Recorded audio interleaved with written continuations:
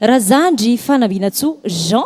Mario no vahintsika androany tsy andrela fa tonga dia akatoerana izay menada iraray no anokafana ny fiarana amin'ity ariva ity.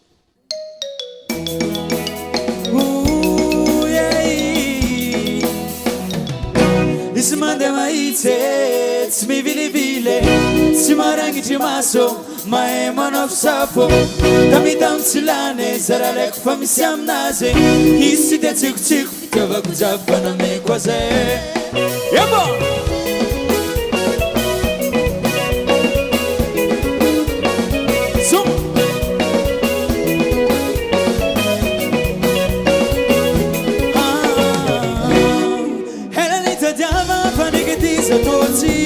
Manjarampitiavako raha tiako ilainy fahignako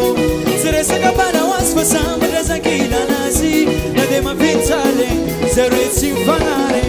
misy mandeha mahitsy tsy mivilivily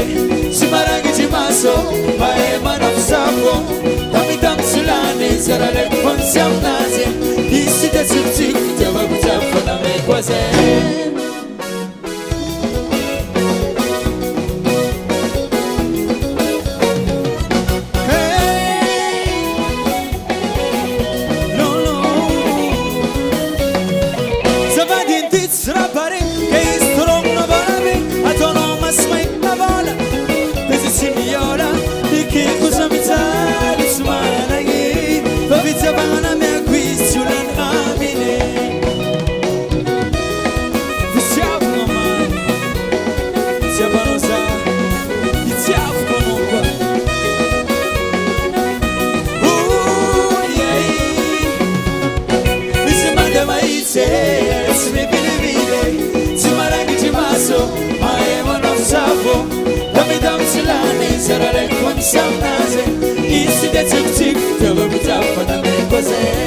Isy mandeha mahitsy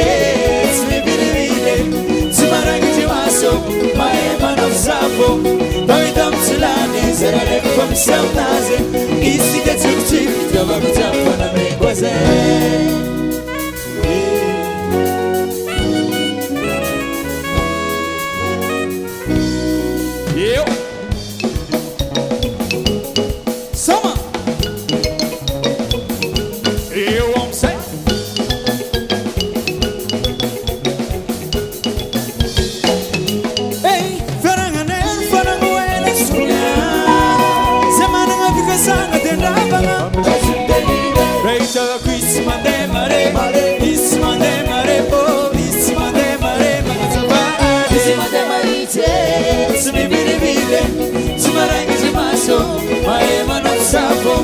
Tamidamo tsy lany zara laiko fa misy aminazy